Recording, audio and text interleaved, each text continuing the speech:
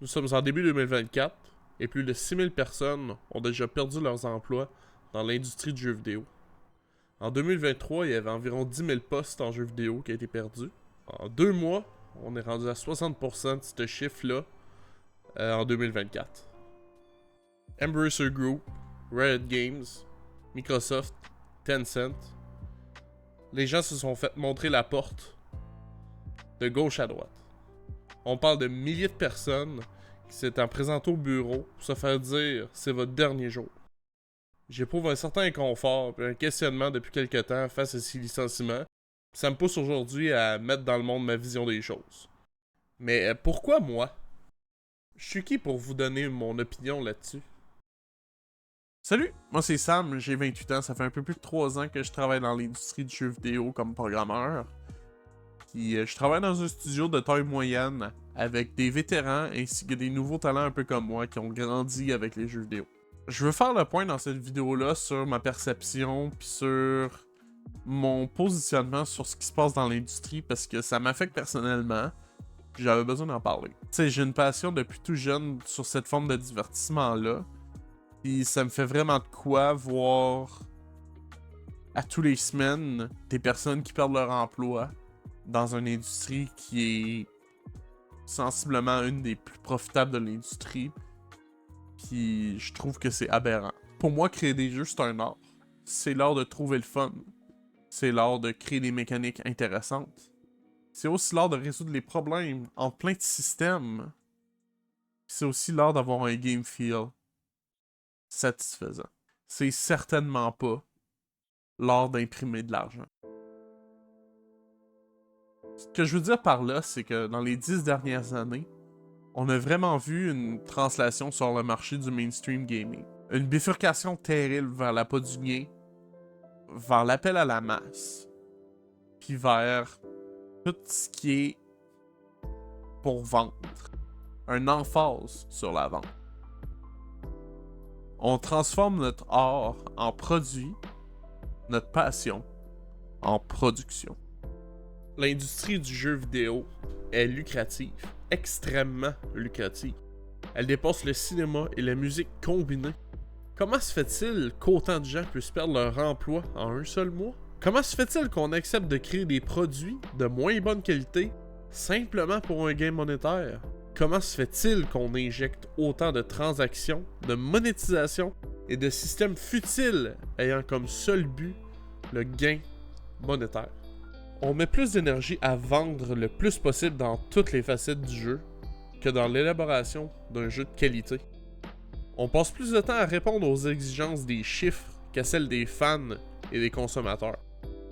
Mon problème, c'est que les grosses compagnies et les têtes dirigeantes n'en ont jamais assez. Toujours plus de croissance, toujours plus de profit, toujours plus de vente.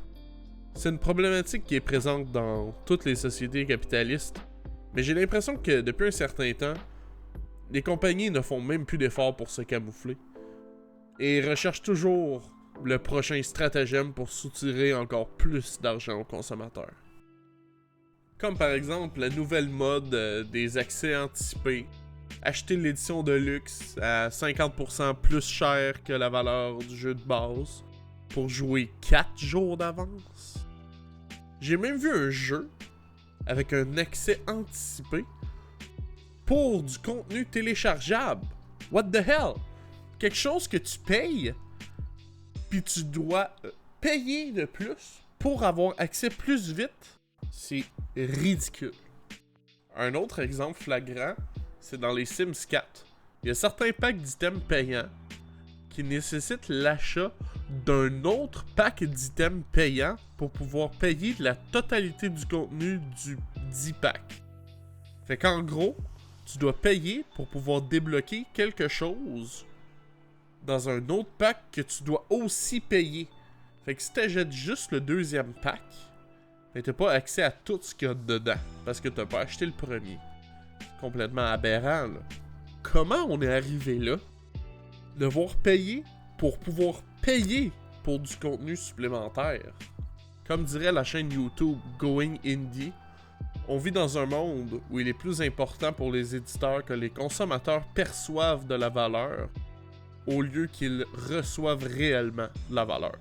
Les jeux grand public prennent de plus en plus d'exemples sur les jeux mobiles, les free-to-play, avec leur monnaie payante, qui sont utilisés pour brouiller les pistes sur le prix réel des articles en vente dans le jeu. Les promotions exclusives, one-time deal, qui font office de porte d'entrée à de futures transactions, puis qui est une tactique fréquemment utilisée pour faire plus de ventes. Même les Battle Pass aujourd'hui, sont différents sur tous les jeux, toutes les plateformes. Il y en a tellement partout que ça finit que c'est tout pareil, c'est toute la même chose. C'est plate, c'est payé pour pouvoir jouer et obtenir des trucs.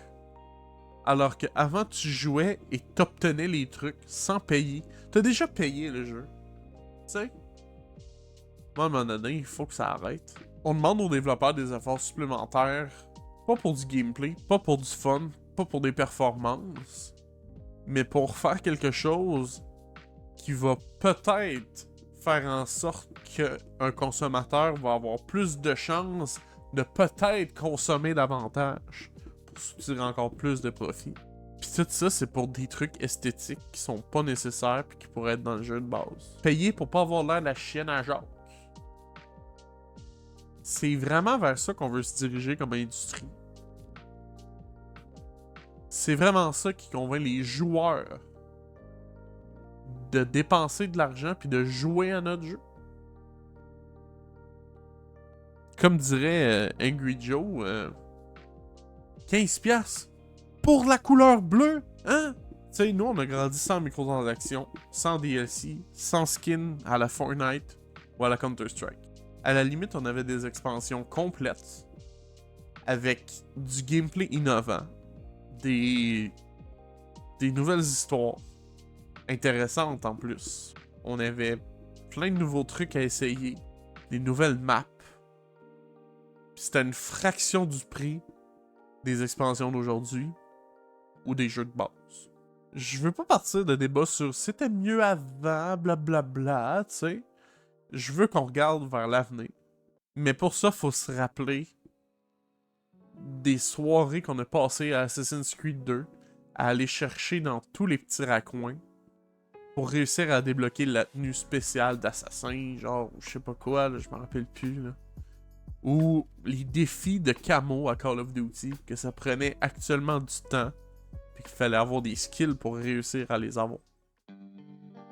En tant qu'industrie, j'aimerais qu'on fasse mieux, j'aimerais qu'on arrête de voir juste les profits. Qu'on se rappelle à quoi ça sert le gaming, parce que, tu sais, c'est un exutoire pour plusieurs. C'est aussi une façon de socialiser pour d'autres. Ça permet même à des gens de susciter un intérêt pour des enjeux de société, tu sais, pour vrai, là. Je crois qu'un retour du balancier s'amorce dans ma génération de développeurs. Les nouveaux passionnés, ils rentrent dans l'industrie, ils réalisent l'état lamentable, l'état capitaliste, l'état à quel point c'est de l'appât du gain dans l'industrie. Puis ils travaillent quelques années, ils acquièrent de l'expérience, ils acquièrent des connaissances. Puis ceux qui sont chanceux de pas partir en burn-out s'en vont dans l'indépendant. Je veux dire, je le sais, j'ai des amis qui peuvent en témoigner, puis plusieurs. Tu sais, même dans le public, puis sur les réseaux, on sent que les consommateurs commencent vraiment à plus se laisser faire.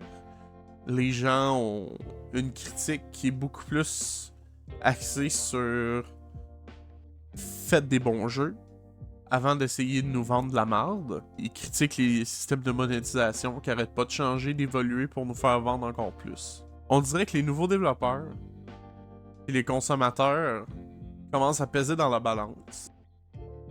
Puis ça fait du bien. Tu sais, il y a toujours eu des critiques sur ce qui est de la monétisation, etc.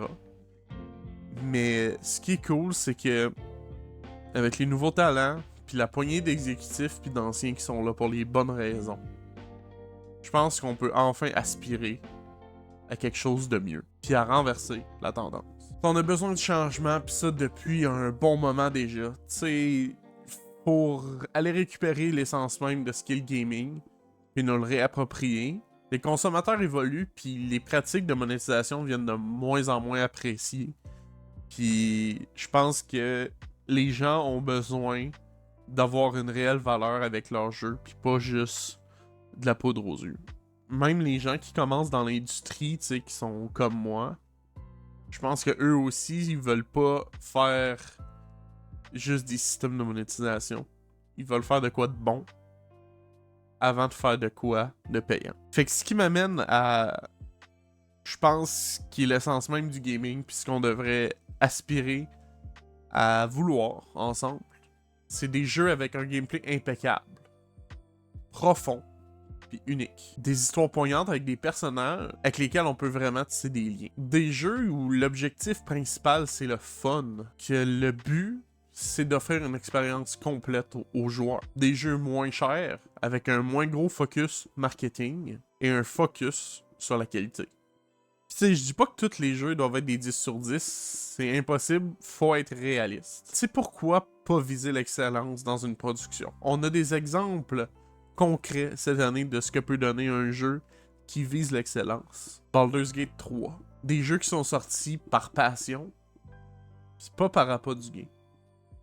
Des jeux qui sont des expériences qui sont pas là pour être seulement un produit. Tu sais, l'Ariane a eu un succès monstrueux avec ce jeu-là, pis c'est vraiment tout à leur honneur. Je pense aussi à Elden Ring, qui est un peu dans la même ordre d'idée, qui était un jeu complet, avec extrêmement beaucoup de contenu. C'était révolutionnaire. Genre, pour ce que c'était incroyable, puis c'est un jeu qui a dépassé les attentes sur plusieurs niveaux. Ces jeux-là respectent pas les nouveaux standards en termes de monétisation. Y a pas de Battle Pass, y a pas de skin, y a pas de true currency que tu peux acheter avec de la vraie argent. Y a pas toutes ces gimmicks-là. C'est des jeux qui ont été incroyablement successful. Je pense que c'est vers ça qu'il faut aller. C'était simplement un jeu bien fait, avec une valeur incroyable en termes de contenu, de qualité, de polish. Puis c'est ça qui est payant. Le narratif, la jouabilité, la valeur, la rejouabilité, tout est bien. Et je dis pas que tous les jeux doivent être des Baldur's Gate 3 ou des Elden Ring, c'est impossible. Mais on peut-tu, en tant qu'industrie, viser à toujours aller dans cette direction-là, à toujours essayer de pousser des jeux vers un standard qui est incroyablement bon, puis avec une vision comme celle-là de faites quelque chose de bon, ça va se vendre tout seul. Je dis pas non plus que la monétisation doit être complètement éradiquée de nos jeux, je veux dire,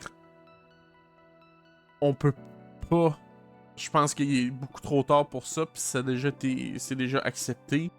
Mais je pense qu'il faut limiter ça, puis il faut que cette monétisation-là apporte de la valeur réelle. Tu sais, je veux dire, j'ai aucun problème avec les skins dans League of Legends.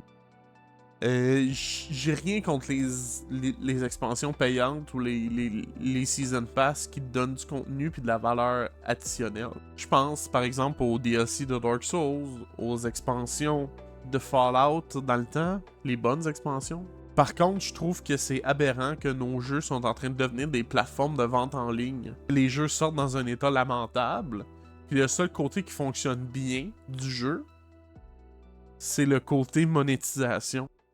Que ça, il n'y a aucun bug dans le côté monétisation, mais que les jeux run comme de la merde, les jeux sont pas beaux, les jeux sont pas le fun, c'est générique, c'est répétitif, mais au moins, on peut payer 15$ pour être bleu. Les jeux où c'est le même style d'histoire qu'on a déjà vu des centaines de fois, ce qui n'y a pas vraiment d'innovation au niveau narratif. Il y a certains skins dans Fortnite ou même dans Diablo 4 qui sont le prix de des jeux complets. C'est totalement absurde. Il y a des exemples récents, genre Palworld, Helldivers 2, puis Last Epoch, qui sont des jeux à 38$, 50$, puis 45$, qui offrent une expérience complète, qui ont... Oui, tu sais, Helldivers, il y a des microtransactions dedans, mais ils respectent l'argent des joueurs. C'est des skins à 2$. C'est pas aberrant. C'est pas le prix d'un jeu. C'est ça qui me fascine, c'est que ils poussent des prix complètement out of the blue, de nowhere, pour des trucs qui servent absolument à rien. Tu sais, genre 2$ ou 50$ pour un skin, il y a une pas pire différence. Dans l'état actuel où ce qu'on est au niveau de l'économie pis tout, je trouve que c'est irrespectueux pis irresponsable des compagnies de demander des 50$ pour un skin. Je trouve. Moi, c'est contre mes valeurs, c'est totalement stupide. Ces jeux-là sont une fraction des jeux AAA. Oui, ils sont pas parfaits. Oui, certains ont de la monétisation. Mais comme je dis, c'est qu'ils le font de manière respectueuse avec leurs joueurs. En tant que membre de l'industrie, j'aspire à mieux. Je veux pas laisser ma passion se dénaturer de la sorte. Que vous soyez développeur, joueur ou producteur, mon message s'adresse à vous. Acceptez pas que nos jeux deviennent des canevas à monétisation. Continuez de vous battre pour du bon gameplay, des narratifs de qualité, et des jeux qui tournent bien et qui crashent pas. Je me dis que même si on nous écoute pas tout de suite, je pense qu'il y a vraiment un changement qui peut s'amorcer si on persévère. Puis en attendant, ben continuez de supporter les bons jeux. Allez voir la scène indépendante parce qu'il y a des belles hidden gems qui sont là. Des studios qui font des trucs incroyables avec un budget tellement limité. L'effort puis le talent, c'est là qui est. J'ai espoir un jour que les studios indie puissent scale up puis puissent un jour avoir accès au funding de nos gros studios AAA qui font juste de la merde pour que eux puissent faire des grands projets avec la bonne vision puis la bonne mentalité. Je pense que ça va vraiment changer les choses dans l'industrie du gaming. Puis tu sais, je pense vraiment que les studios qui vivent que pour l'argent et qui font des trucs de moins en moins de bonne qualité vont encore continuer à se le faire réprimander puis à se le faire mettre d'en face. Puis j'espère qu'ils vont s'inspirer de nos jeux indépendants. Puis qu'ils mettent leur budget au service du gameplay au lieu de leurs investisseurs. Je veux terminer avec un extrait de l'Ariane au DICE Award quand ils ont été recevoir le Game of the Year. Puis je vous invite à aller voir le discours complet, là, il va y avoir un lien dans la description. Leur philosophie, ça devrait être celle de l'industrie au grand complet. What we have tried in the last 20 years is to treat people like we would like to be treated ourselves as players, as gamers. So we don't make decisions where we think this could make us the most money. On the long run, building a community, building a player base, building games that are actually fun is going to make you the most money. That's it. Si vous avez des questions, commentaires, réactions, n'hésitez pas à partager tout ça en bas. C'est ma première vidéo de la sorte, fait que j'espère que ça vous a plu.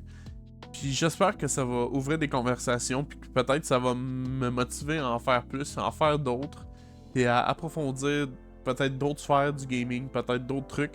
Mais c'est juste qu'en ce moment, avec tous les layoffs, puis les mises à pied, puis l'état des jeux qui sortent des fois, ça m'affectait personnellement, puis j'avais vraiment le goût d'en parler. Merci de l'écoute, puis on se dit peut-être à bientôt pour une autre vidéo sur notre passion pour le gaming. Ciao!